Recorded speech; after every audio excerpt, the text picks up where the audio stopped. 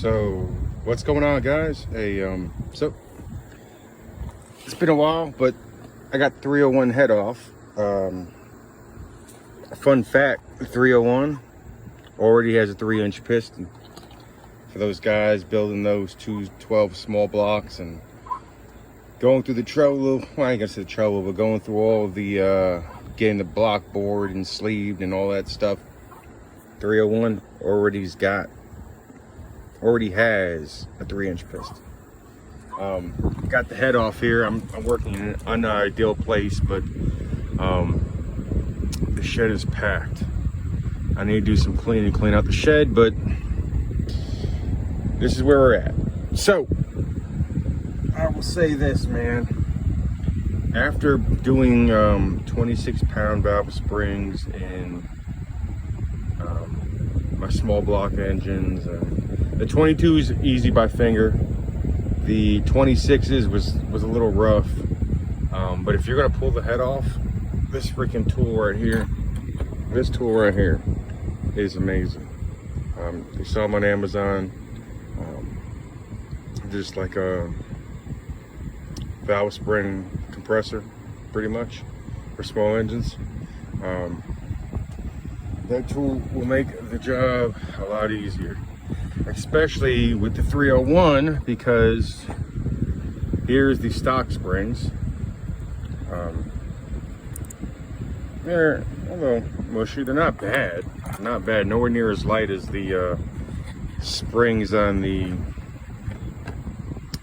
212s. Pretty much just say the Predator 212s, 224s. Those are little thin light springs. This is actually a heck of a lot better. I want to say this is stock springs, probably in the 22-pound realm weight feels. Definitely probably around the 22-pound. I'd say about 22 pounds, because I think the upgrade would be a 32-pound dual spring. You know, the next jump up would be the 32 duals. But I got these, and these kind of fell in my lap, ordered by accident. And, these are 50-pound springs, and as you can see, you can barely pull this SOB, barely squeeze it down. Side by side comparison, they're about the same height, but slightly thicker. They're really about the same height. They ain't too much off on height. About the same, but the spring thickness is a little bit thicker on the 50s, because it ran good with the stock springs. Really, I mean, I was seeing, gosh, I forget how many RPMs I said, because the 301's governor deleted. I believe the governor. Obviously I got the carburetor on there. Nothing crazy done to the engine. It's stopped. Besides carb and governor delete, and I'll be honest with you, I was kicking some small block ass for what it was. I ran against a Tilton 225 of a guy my size, you know, over the 230-pound range, right? I'm 230 pounds. The guy that I was racing, he might be about 10 pounds, 10 to 20 pounds heavier than me, but I was kicking his ass. He couldn't keep up. I'm trying to think. I want to say that I was spinning the engine around 6,400, 6,500 RPMs. And when I say spinning, I actually got the carburetor got stuck, and it got stuck in a wide open, and the bike flew out from under me. And I want to say for a good 40 seconds, that thing was pinned at max, and it held together.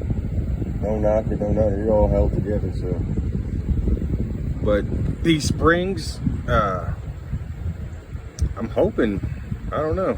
We'll see how much more we can get out the engine.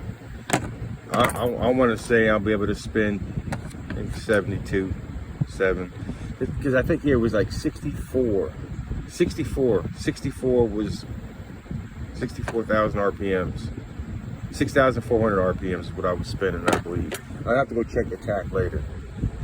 But anyway, enough talk about that, right? These springs, they're inexpensive, they're cheap. You know, definitely a great upgrade. If you're just gonna keep your 301, you're just gonna do Governor Delete. I've seen a couple guys just run the springs and with the stock carb, run the springs and Governor Delete, and they were turning some RPMs. They were pretty quick too, because you got to remember, these engines are making, these big blocks are making a lot of their power on the low end. They make a lot of torque, right? So there's no replacement for displacement. I don't care what anybody says. So what we're gonna do next is I'm gonna open up that exhaust big time. This will be my first one doing it on a smaller engine. I've poured and polished a Honda Civic engine. So, and it ran. Actually ran pretty good. I ported a Honda Civic engine, so, or a 93 Honda Civic engine, single cam VTEC. And so, pretty much, I guess everything would be about the same, right? Ain't too much of a difference. We're gonna open up the exhaust on here. Then we're also gonna port match. I'm gonna port match the intake side. I'm gonna open up I'm gonna give the exhaust a nice port, but I'm definitely going to just kind of port match this. I think I might try dimpling it. I don't know. I'm gonna open her up just a tad bit. We're gonna get in here and do a little work, you know. We're gonna do a little work in here. What I am gonna do is, before I do start, I am gonna watch a couple other videos of guys doing it. Just like I said, because when I poured and polished that Honda head, really all I did was I kind of ported when I say Honda, I mean the Honda Civic, and that car engine. I actually hand ported the intake side and the exhaust side. So this is gonna be a little bit different. I'm gonna do it with a Dremel, but I'm gonna port match it. But anyway, I'm gonna watch some videos because I kind of really like this engine, man. It's a good engine. It's best bang for your buck. If you can build small engines, or you're not trying to get into something with not too much money, I'd buy a 301 over a 224 any day. Trust me, I've got 224. I got the 224. I've got a 228. Tilson 228. I've got a Tilson 225. I've got, you know, the Predator 224. I've got a Wildcat. Well, I had a Wildcat 223. Gave it away to a buddy. He'll make good use of it, I'm sure. Probably spank my ass, but I've had them engines, right? And I've had this engine, and stock with just the filter pod and a freaking muffler on it. I'm taking out, you know, mildly built, you know, 224s and 223s, even 212. So I mean, for the price, man, you guys are crazy not to buy this. If you want to make some good power, especially that low end torque is what gets you off the line. I know you say, oh well, this thing, I hear people saying that the big blocks don't spin high. I don't know where you guys got that from, but it's not true. Big block could spin just as high as a small block.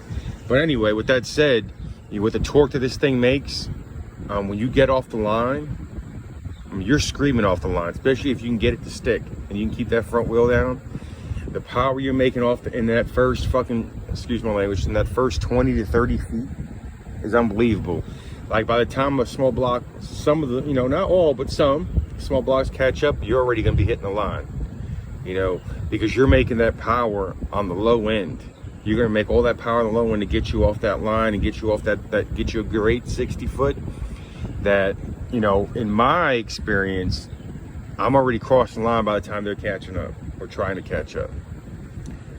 So like I said, 301, man, best bang for your buck. I got another small block that's I want to try to see if the parts interchangeable, but I've got something I'm working on with this one. We're gonna do something nice. Anyway, it's just a little short video. Like I said, again, you know, you got these small block guys trying to put a, you know, they want to get a, they want to get a 236. They want to make a 236, or they want a, I guess what's the new one? EC Carb's got, I want to say just 256, I think. Because you put a 3-inch piston, you already got the 3-inch piston here, right? So why waste your money? You know, if you're trying to get into this sport cheap, man, 301's the best banger for your buck. I'm gonna have some more videos for you guys soon. Stay tuned. Like, you got questions, hit me up. We're gonna do some race videos soon. This Tuesday, we're going to the track. I've been to the track a couple times, but I've been going by myself, and there was no real way for me to record. But we're gonna get something figured out this Tuesday. I got the wife coming with me, so she's gonna record some videos. See you guys soon. Have a safe one. Wear your helmet even when I don't.